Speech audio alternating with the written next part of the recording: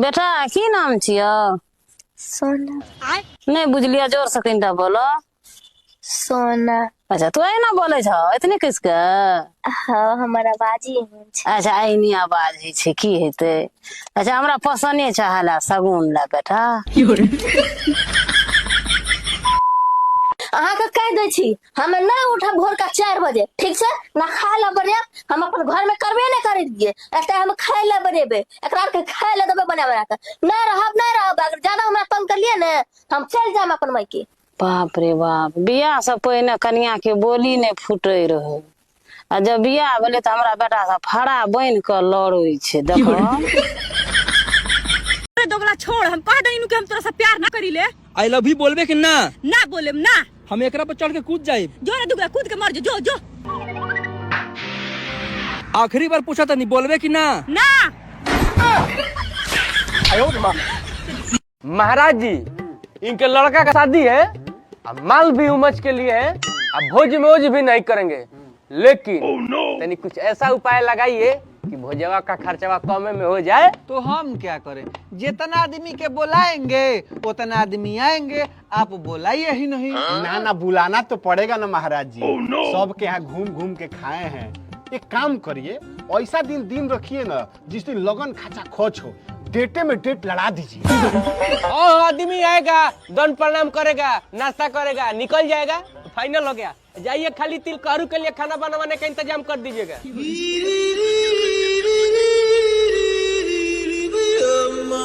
शहर की बुआ। बुआ खाने में क्या लाई हो? बेटा बैग में रखा है, जाके ले लो। ठीक है बुआ। बुआ बुआ कब के आए हो आप? अभी आए हूँ बेटा। बुआ बुआ बेटा पापा कहाँ गए हैं? बुआ पापा जी ना खेत पे गए हैं। इन भाई साहब को तो और टाइम नहीं रहता, जब देखो खेत में गड़े ही रहते हैं कि नहीं 2-4 मिनट बैठ के आराम कर ले। बुआ आ गए, बुआ खाने क्या लाई? बुआ आई हूँ, खाएगा? भैया कहाँ है? भैया हमारा, तुम लोग का बाप। वो तो खेत गए हैं बुआ। नाश के मीठे करम जले जब तक खेत में गड़ा रहता है। बुआ पैसे साला कौन जन्म के गलती कहनी की हैसन बेटा पहनी। बाबूजी पिज्जा खा। तू हमरा खा जो, हमरे खा जो। दिन भर पिज्जा। प्रणाम चाचा। हाँ खुश रह बाबू, ठीक है बा? सब ठीक है। कही थी चाचा एगो बात कहे के हल तोरा से। पूछो का थी? अरे मर्द तू इतना अमीर आदमी हो, इतना बड़का पार्टी में आयल हो, बेटा के गर्दन में कुछो ना एकदम खाली खाली हो, कम से कम गर्दन में सोना तो पहनावे के चाहिए ना। बैगन पहनावे तो हम पहनाइए देती, लेकिन ओका लगी गर्दनो तो रहे के चाहिए।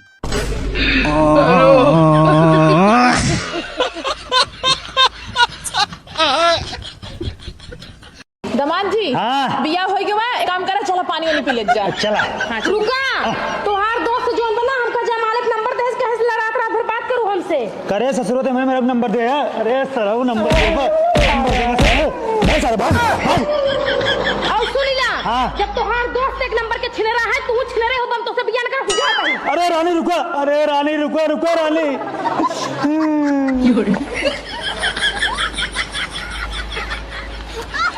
का हो भौजी, का करो तियारू? करे तो नाले पत्रे करियो का करथे, मछरी कोईटा छीले है देख।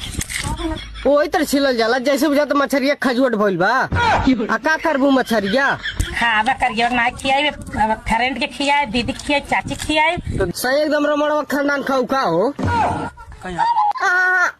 खा जा कच्चा खाइबू का है भौजी? तब खा जा, तो देबो ना कर। तू ऐसे बची तब न देबू। खा जा कुल भरोस का खा भाई। हाँ तो खा कच्चा, लगी पेटवा झरे तो मरबू, भर दुआरे छिलबिल कर दे।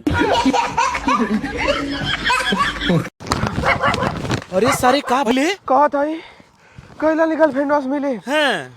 हर बार जात रहनी पकड़ा जात रहनी। हाँ।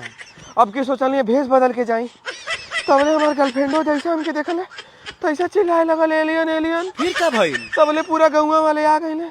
ओ कुल तो डरन हमरे लगे ना होत रहल, लेकिन गौवा में हरामी लइका रहल, ओ कुकुर बुला के लाके दौड़ा देला। तबले कुकुरे हमके दौड़ा लगे। ओकरे बाद कुल ऐसने जगह ही कटले बाड़ा। देखा था बिहान 14 सोई लगवा पड़ जाए। ठीक भइल सारे, तोर नाम ना आई। अरे सारे ठीक भाई लहता आ गई लहत ना, ये कुकुरे सारे कई देले बाड़ा काम तमाम। लेकिन एक चीज फायदा बा। का रे सारे? ओ गांव में ही खबर फैली कि गांव में रात को एलियन आया। गांव वालों ने एलियन को कुत्ते से दौड़ाया, लेकिन दुख इस बात का है कि कुत्तों ने मेरा पिछवाड़ा बहुत चबाया। ऐसा बात ये का रे? यह बात सारे। चल उनकी सुई लगवा दे। चल जल्दी चल। क्यों बा? नमस्ते आंटी। नमस्ते नमस्ते। सपना कहाँ बड़ी? हाँ बड़ी घर में। अच्छा चल मिले करा उनसे। ये सपना क्या है जी? बायोलॉजी के काफी तार पूरा हो गया तो तनी दो ना। पूरा है लेकिन दे नहीं पाऊंगी, मुझे और भी काम करना है। कब वो ना पूरा होई? लड़का फसेले टाइम मिली तब ना पूरा होई। तोरी खंडे कोचिंग के बहाने रोज मिले तड़े पुल पर फोटो से सटा के चुमा ले नहीं खे। क्या गारंटी बाकी मोहना के दे ले नहीं? का दिल बेंदे बुजरी का दिल बेंदे नंबर और का हमके तो कहत रे साइंस बताइए सोमार के स्कूल गइल ले गल्ला नहीं रे तो रखिए भतरा ले का ना तकी ई सोमार के स्कूल ना गइल है। हम जात रहनी कॉलेज भइल रास्ता में भेंट हो आ कहत के जात नहीं घरे गोड़ा तबे पेट हो। ई हफ्ते में 2 दिन स्कूल चल जाओ बहुत बा। कैसे तरीका हला मान ली। रोज हमार बेटी 7 बजे उठ के चली जाले स्कूल है और ये आवेला छुट्टी भइला के बाद से साजी खान लसना लगा तो मेरी बेटी पर एको दिन स्कूल लगा नहीं करे। अपन दौलो देखा जान मायरे खुद नहीं जाले कॉलेज पिटाइला के डर से आ 6 महीना से फसल पे कोचिंग वाला सर से बड़ी सफाई देलू हो। मुकेशवा विकासवा के माली हमार आ रोहिता कहे ये अभिषेकवा के प्यार खुद 10 गो लड़का से फसल बिया आ हमके कहती है हमारे सामने निमन मत बनी है। पढ़ाई जोन पढ़ा तड़े बाटे डिफिकल्ट रे। परीक्षा से पहले तो राई रिजल्ट रे। जब कोहड़ा पड़ी तो पूरा कॉलेज पूरा गांव जानी। पढ़ाई कम प्रयोग ज्यादा होता। चल डर मत दे के मन नहीं के मत दे।